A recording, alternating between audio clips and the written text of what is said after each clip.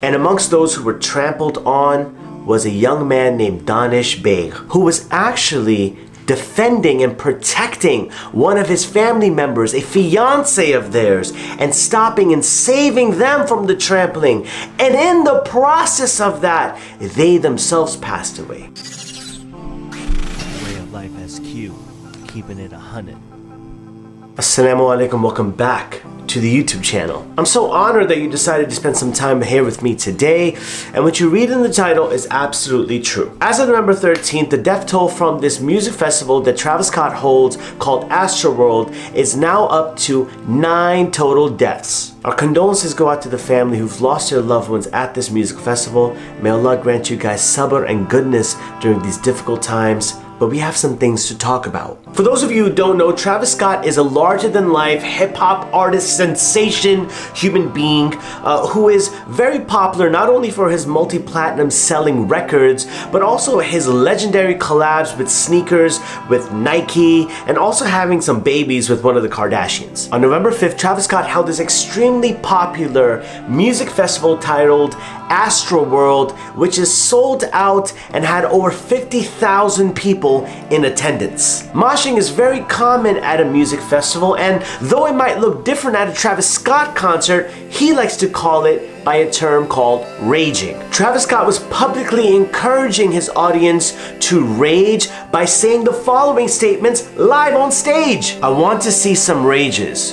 Who want to rage? And what did the 50,000 plus audience members do? Of course, they raged and rushed towards the front of the stage. Now, before you think that Travis Scott didn't know the effects or consequences of his actions, he in the past has multiple times been arrested due to the fact that he was cited with inciting a riot by encouraging his audience members to rage and sometimes even jump off of a balcony and doing other types of dangerous things. And in the past music festivals, other people have gotten hurt before. So imagine 50,000 people surge to the front of the stage, and in that process, people are getting trampled on. They're dying immediately on the spot, and dozens of people are getting hurt. In the process, Travis Scott sees the ambulance, and he sees what's going on over there, even acknowledging the ambulance live on stage. There's an ambulance in the crowd. Whoa, whoa, whoa, whoa! Now, what would a normal person do? Someone who genuinely cares about you. They would stop the show, see what's going on,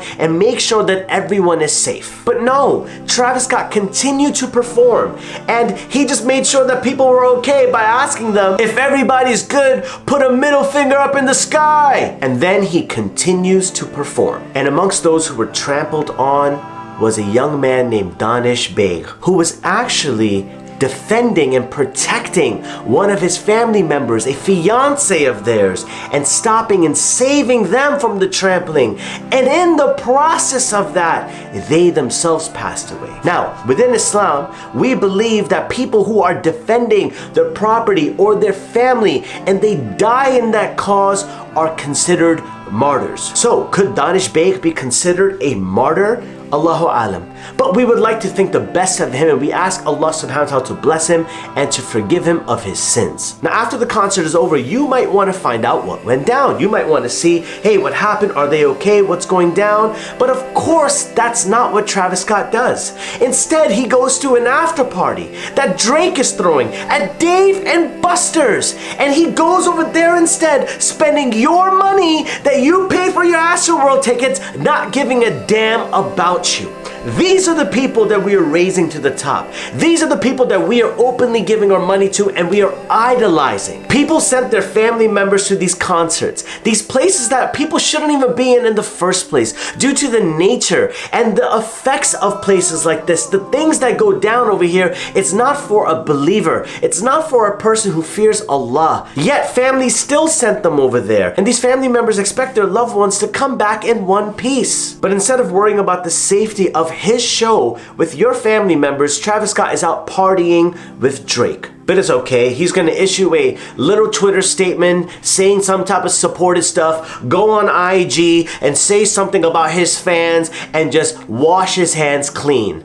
But the family members, the ones who lost their loved ones, have to live with this sorrow. Hearing this news about a Muslim brother of ours passing away at this music festival makes me wonder, like, Should we even be in places like this? Isn't there a reason that Allah subhanahu wa ta'ala is warning us to stay away from such areas and environments? You see, when Allah subhanahu wa ta'ala had to destroy a town after severe warnings and severe reminders over and over again, pleading through the messengers to stop their acts, and finally when it was too much to handle and that town was going to get destroyed, one of the orders that Allah subhanahu wa ta'ala always gave the messengers of those towns were to leave those towns. Because you see, when destruction comes upon towns and the calamities come upon them, if you are in that town, you could fall victim, whether physically or even emotionally, to seeing the destruction of that place. So Allah always made sure that the messengers and all the believers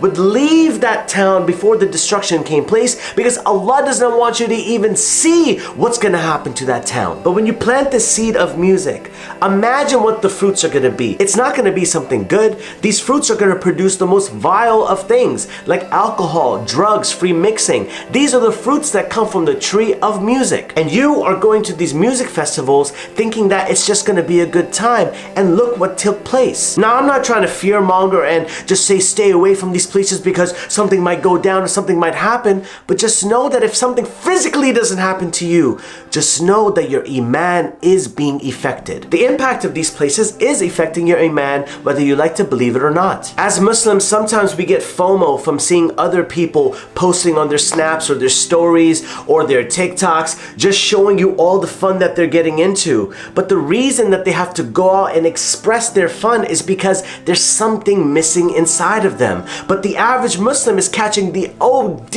amount of FOMO, and they think that they gotta be there. But here's the trap. The trap is that it causes you to forget Allah, and that's the exact goal and agenda of the shaitan. The Messenger ﷺ taught us that any gathering in which Allah subhanahu wa ta'ala's name is not mentioned before you actually exit that gathering is cursed. So I want to ask you, did they mention the name of Allah at this Travis Scott concert called Astroworld? Are they doing that? Not that if they did that and make it okay, but the point is that they're not. Gatherings like this are cursed, and the effects of this curse is in front of you. This person that you idolize and want to be so bad, want to put your braids just like him and admire and idolize him, doesn't fear Allah, doesn't give a damn about you because he took your money and went for an after party. Wouldn't you do the same if you conned a bunch of suckers and you made sure that you took their money, they got in harm's way? Who cares at night? He doesn't care. He still sleeps well whether you like it or not. I would be celebrating too. When we start idolizing people who don't fear Allah, they're not God-fearing people, what else do you expect? So there's a reason in Islam we're told to stay away from places like this, because there is no good that could come out to them. Physically, you could be harmed, but more importantly, spiritually, you are definitely harmed. So I want to hear your thoughts in the comment section below, guys. Do you believe that Travis Scott should be held accountable? There's tons of lawsuits against Travis Scott, but I just want to know, should he be held accountable? Because some are believing that he shouldn't. But jump in the comment section below, make a dua for the family that has lost their loved ones, especially the Muslim brother who has passed away in this tragic accident. May Allah subhanahu wa ta'ala bless you all and have mercy on you all as well. And until next time, I'm out.